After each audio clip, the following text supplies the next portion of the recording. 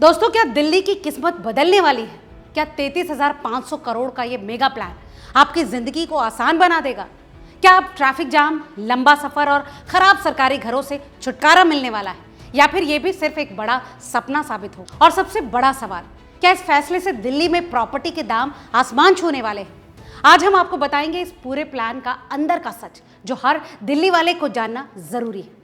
दरअसल भारत की राजधानी दिल्ली एक बार फिर से बड़े बदलाव के दौर से गुजरने जा रही है। देश के प्रधानमंत्री नरेंद्र मोदी ने दिल्ली के लिए 33,500 करोड़ की विशाल इंफ्रास्ट्रक्चर परियोजनाओं को मंजूरी दे दी है।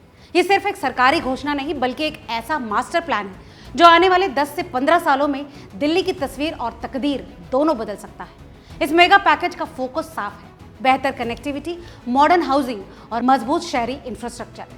अगर इसे सरल भाषा में समझें तो इसका मतलब है कि दिल्ली में सफर आसान होगा, रहने की सुविधाएं बेहतर होंगी और शहर की लाइफस्टाइल पूरी तरह से अपग्रेड हो सकती है।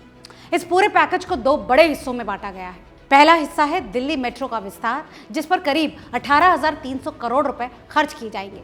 दूसरा हिस्सा है सरकारी आवासों का पुनर्विकास, यानी GPRA कॉलोनियों का रीडेवलपमेंट, जिसमें 15,200 करोड़ का निवेश होगा। अब सवाल यह है कि इसका आम आदमी पर क्या असर पड़ेगा। सबसे पहले बात करते हैं मेट्रो एक्सपेंशन की। दिल्ली मेट्रो पहले से ही देश की लाइफलाइन मानी जाती है। हर दिन लाखों लोग इससे सफर करते हैं और ट्रैफिक से बचते हैं। अब इस नए प्रोजेक्ट के तहत 2 कॉरिडोर बनाए जा रहे हैं: पिंक लाइन एक्सटेंशन और magenta line extension. Pink line का विस्तार मजलिस पार्क से मौजपुर बाबरपुर तक होगा, जबकि मजेंटा लाइन दीपाली चौक से मजलिस पार्क तक बढ़ाई जाएगी। ये दोनों मिलकर दिल्ली में एक बड़ा रिंग मेट्रो नेटवर्क तैयार करेंगे, जो कि शहर के अलग अलग हिस्सों को एक सर्कल में जोड़ देगा। इसका सीधा फायदा ये होगा कि लोगों को अब सेंट्रल दिल्ली जाकर इंटरचेंज करने की ज़रूरत कम पड़ेगी, यानी आपका समय बचेगा, भीड़ कम होगी और सफ़र ज़्यादा स्मूथ हो जाएगा। खासतौर से बुराड़ी, भजनपुरा, सोनिया विहार, यमुना विहार और मौजपुर जैसे इलाकों के लोगों के लिए ये किसी गेम चेंजर से कम नहीं।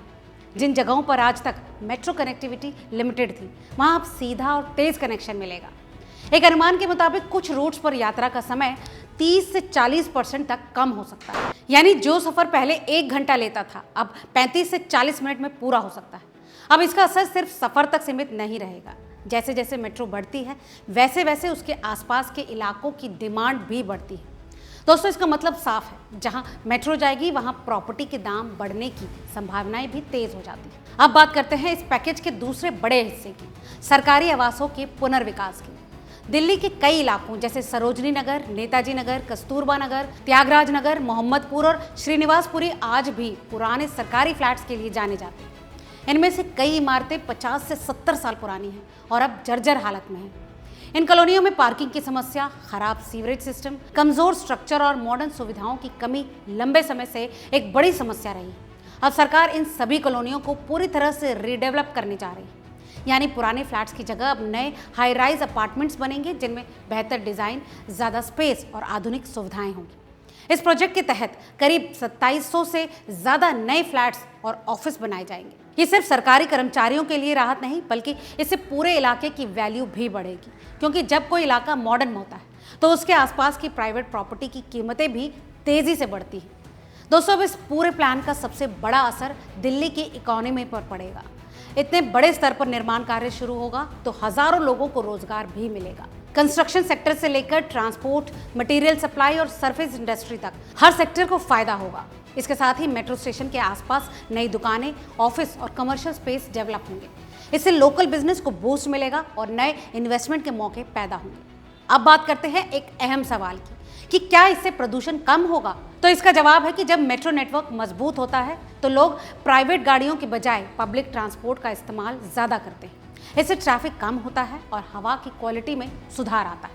अगर ये प्रोजेक्ट सही समय पर पूरा हो जाता है तो दिल्ली को प्रदूषण के मोर्चे पर राहत मिल सकती है। लेकिन हर बड़ी योजना के साथ कुछ चुनौतियां भी होती हैं। सबसे बड़ी चुनौती है समय पर प्रोजेक्ट पूरा करना।